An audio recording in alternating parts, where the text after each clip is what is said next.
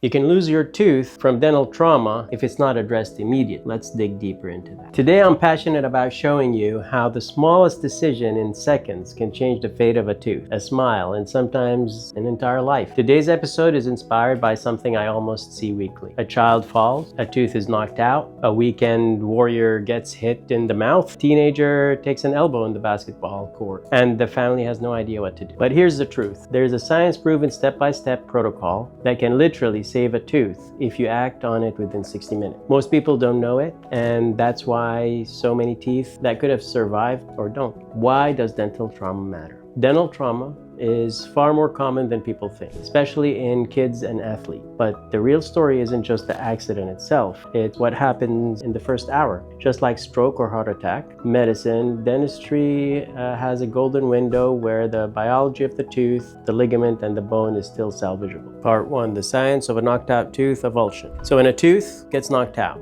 there are little tiny fibers called the periodontal ligament, and those ligaments are what allow the tooth to reattach into the socket. If those fibers dry out, let's say they're out of the mouth 15 minutes in a dry environment, survival starts to drop. But if you keep them moist, the survival rate can extremely be high. The best storage solutions to put that tooth in when it comes out, when it gets knocked out, a solution called Hank's Balanced Salt Solution. Now that's a solution that's really not accessible for everyone. There is a small kit that you can buy if you are athletic department or if you expect to see more of those injuries. It's called Save a Tooth. You can get that online. Otherwise, if you are looking for a solution to use, you can use saliva, you can use milk. Those are both acceptable, or you can use saline, which is a mixture of water and salt. Those are all good mediums to store a tooth in them. You can also store the tooth in the mouth if you clean it, but you got to be very careful not to touch those periodontal ligaments. You're going to hold the tooth from the crown, from the top part of the tooth, not from the root where those ligaments are. And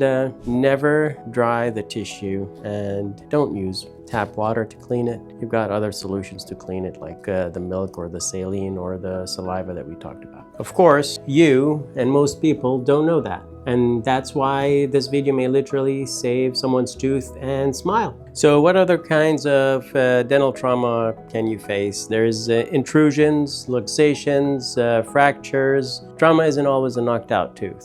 Sometimes the tooth may be shoved in, like intrusions. It might be pushed back or pushed front, which are luxations, or it might be just fractured. Sometimes the enamel fractures or the root fractures off that tooth. And every single injury has a different way of managing it. That is why not every dental emergency is equal. Sometimes you need to splint a tooth, which means you stabilize it and put it back in its place and have a wire placed that can hold it into position, prevent it from moving. Sometimes root canal treatment is indicated. So it's very important to follow up with your dentist as soon as possible for them to determine what's the best route to treat a tooth. Or you can follow up with your endodontist as well. Part 3, what to do immediately. So this is the part I want every parent and coach and athlete to memorize. If a tooth is knocked out, pick it up from the crown, never from the root. Rinse it with milk or saline. Reposition it in the socket if possible. That is actually your best course of action if you can put it back into its socket. And if not, then keep it in the milk or the saline and take it immediately to your dentist. Get to an endodontist or emergency dental dentist as soon as possible. Every minute counts there